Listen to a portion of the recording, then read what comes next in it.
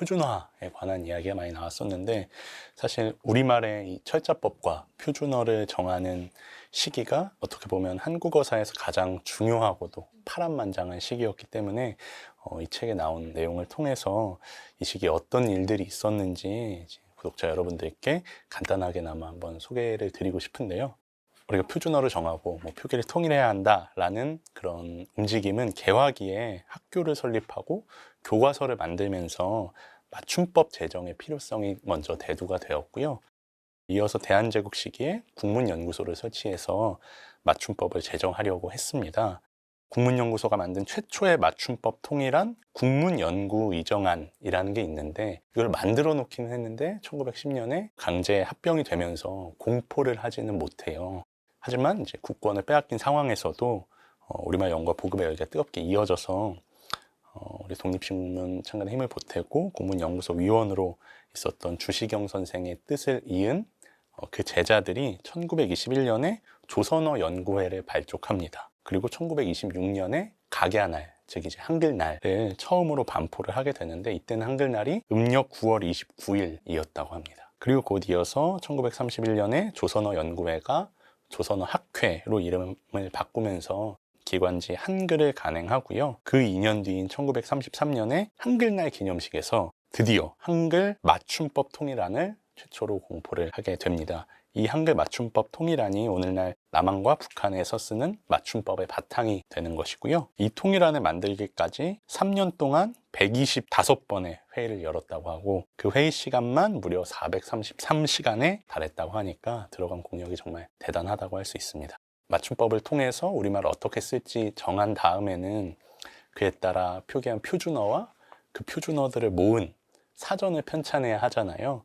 그래서 조선어학회에서 우리말을 모으자라는 말모의 작전을 펼치게 됩니다. 이 말모의 작전에 따라서 전국 각지의 남녀노소들이 자기가 쓰는 말, 그리고 그 뜻을 일일이 수기로 적어서 조선어학회로 전달했다고 해요.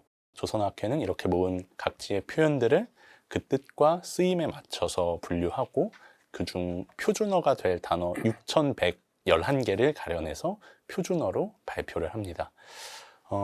이 표준어를 기반으로 조선어 사전을 편찬하려고 하는데, 그때 아까 말씀해 주셨던 조선어 학회 사건이 터지게 되죠. 일제가 조선어 사전 편찬 사실을 알게 되면서 조선어 학회에 관련 학자들을 검거하고 재판에 넘기고 처벌하고, 조선어 사전 원고를 증거물로 압수하면서 조선어 사전 편찬이 중단되게 됩니다. 이때가 1942년이었는데 조선어 사전을 인쇄하고 있던 시점이라고 해요. 사실 인쇄한 거면 마감 친 거잖아요.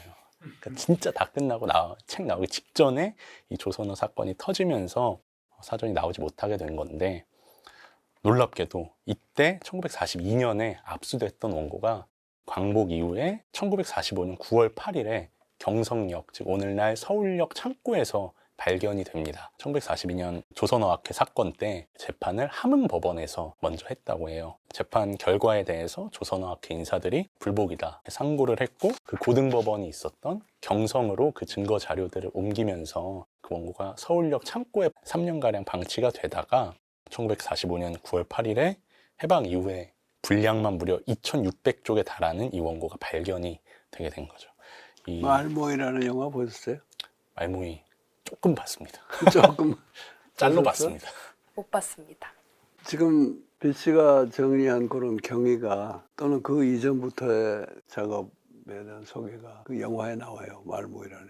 물론 우리에게 필요한 지식을 주는 의미도 있지만 영화 상당히 나는 재밌게 봤어요. 좋은 영화예요. 그 영화만큼이나 굉장히 극적이고 그런 감동적인 네. 실제 사건들이 그렇게 많았더라고요.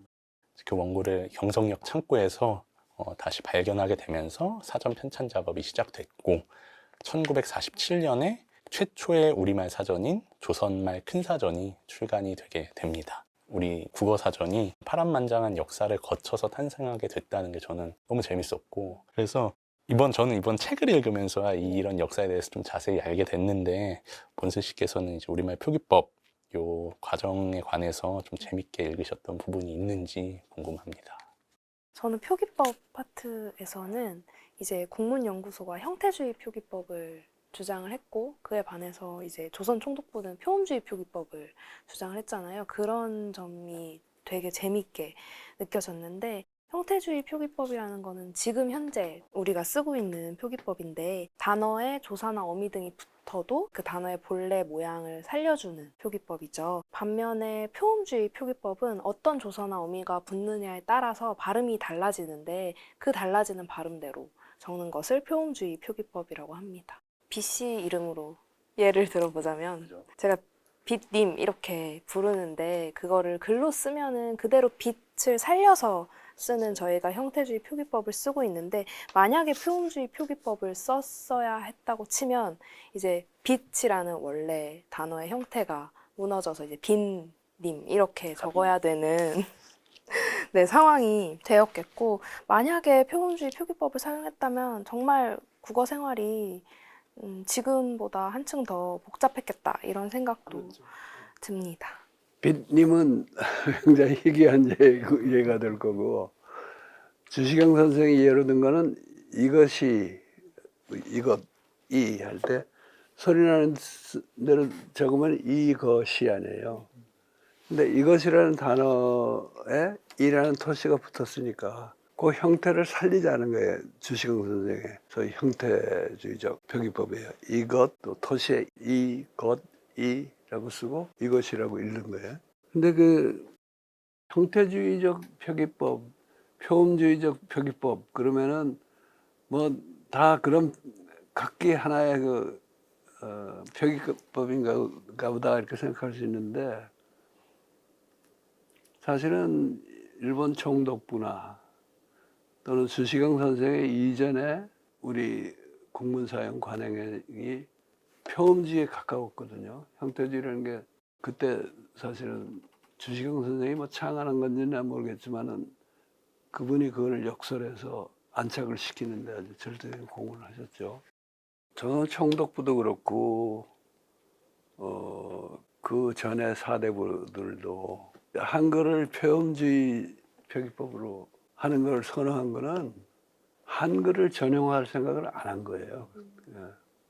한자를 위주로 쓰고 이제 거기에 한글 섞어 쓰거나, 아니면은 한 번도 모르고 우리 무식한 아내자들이 쓰는 언어인데 소리 나는 대로 쓰면 되지, 뭐 그거를 고급 문자나 되는 듯이 분석해가지고 형태가 따지고 그러냐 하는, 나는 그 은연중에 그 저게 있었다고 봐요.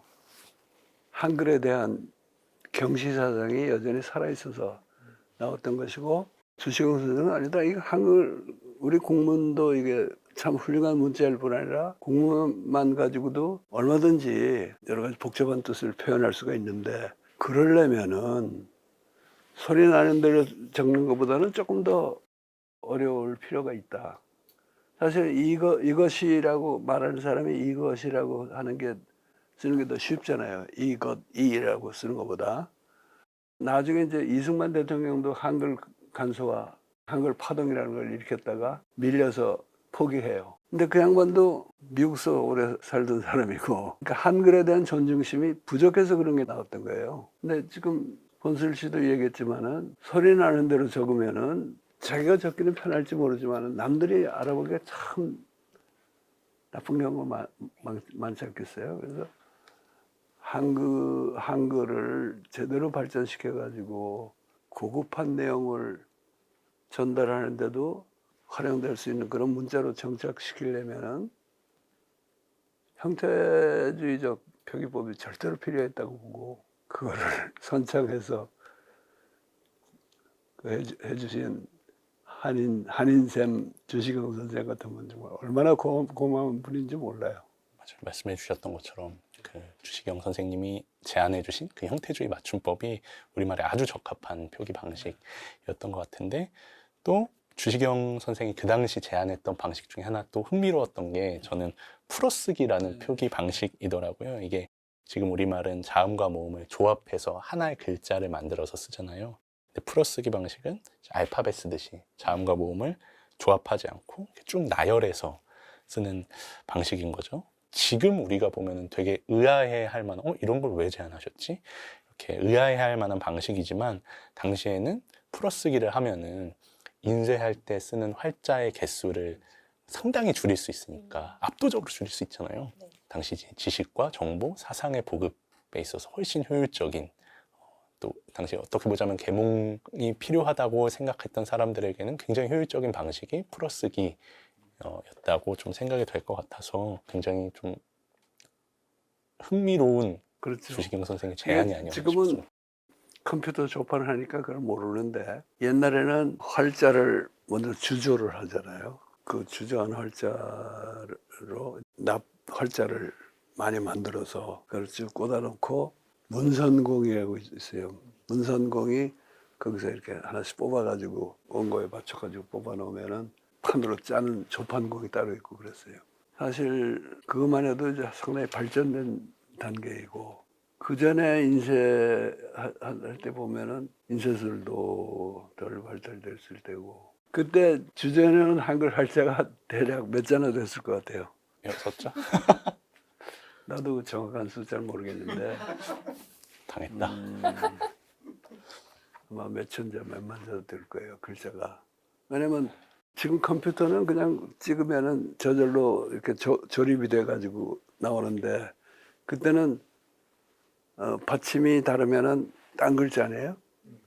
그러면 딴 글자에 해당하는 글자를 만들어 놔야지 그걸 사용할 수 있단 말이에요. 근데 한글이 그 참 어떻게 보면 한글의 위대성인데 원래 28개다가 지금 24개 쓰는데 24개 잡아만 가지고도 일상생활에 쓰는 활자 수가 그렇게 많았던 거예요. 그다음에 일상생활에 안 쓰는 활자까지 한글이 만들 수 있는 활자 수가 내가 들은 기억으로는 한 100몇십만 개예요. 세상에 그런 문자가 없어. 그거를 이제 하는 작업에 독일 사람이죠. 후베 교수라는 사람이 초성, 중성, 정성 가지고 합해가지고 글자를 얼마든지 만들 수 있다 하는 그 말을 듣고 연구에 착수해가지고 공학적인 연구하는 사람하고 하다가 나중에 거기 가담한 사람이 이찬진이라고 한글과 컴퓨터 창업자 있죠. 네. 그 셋이 연구해가지고 조합하는 방법을 만들어낸 거예요. 근데 지금 이제 그 상용 우리 일반 파는 컴퓨터에는 그런 기능이 다 없어요. 그럼 괜히 구찾기만 하지 사람 쓰지도 않는 글자까지 다 할 필요 없고 지금은 이제 그게 아마 유니코드에 들어있나? 컴퓨터 저기 보면은 기호판을 보면은 우리가 안 쓰는 그야말로 기상천외 글자들이 다 있어요. 근데 이제 그런 걸 쓰려고 그러면 지금 우리가 쓰는 일반 컴퓨터에서는 그거를 찾아가서 그 중에 하나를 찍어서 한자 찍듯이 찍어서 이제 사용해야 되는데 원칙적으로는 그게 다 컴퓨터로 다 할 수 있는 건데 그게 한 100 몇십만 자라고 듣고 있어요. 그런데 이제 내가 얘기가 좀 딴 길로 샜지만은 하메시 말대로 그때는 조판 기술도 그렇게 발달되지 않았고 납도 많지 않고 그러니까 쓰고 나서 금방금방 재활용하거나 아니면은 이제 녹여가지고 또 새 활자를 만들어야 되는 그런 상황에서 풀어쓰기 하려면은 28자모만 있으면은 얼마든지 그 인쇄를 할 수 있잖아요. 그런 게 있을 거고 다소는 모르겠어. 주시경 선생이 그분의 포부 중에 하나가 한글도 그러니까 서양의 가령 알파벳처럼 간결하게 뭐든지 다 표현할 수 있는 글자로 만들자 하는 그런 생각이 있으셔가지고 풀어쓰기를 주장하셨는지 모르겠지만 우선 그거는 세종대왕이 후민정음 정할 때의 원칙하고 다르고 근데 세종대왕이 사실은 그런 거 굉장한 선각자세요. 멀리 내다보신 지금 디지털 시대까지 보셨는지 모르겠지만 타자기부터가 그렇죠. 타자기부터도 3배수 타자기가 나왔다가 2배로 됐잖아요. 컴퓨터가 되면서는 이제 저절로 척척한단 말이에요. 초성이 자음이고 중성이 모음이고 그 다음에 자음을 더 찍었을 때 그것이 받침이 될지 아니면 그 다음 글자에 초성이 될지 그거를 우리가 계속 치면은 컴퓨터가 저절로 알아서 다 처리해 주잖아요.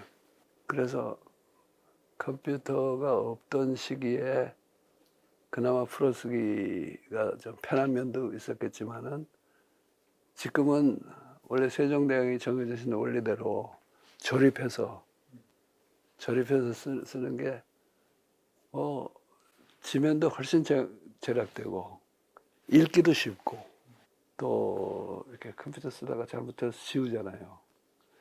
영어 단어 하나 잘못 써놓고 지우려 그러면은 너무 많이. 그냥 굉장히 여러 개 쳐야 되는데 우리는 한꺼번에 세 글자씩 뭐는 한 묶음씩 씌워나가니까 그것도 편리하고 그래서 그 정말 풀어쓰기는 재택 안 된 게 잘 된 일이죠.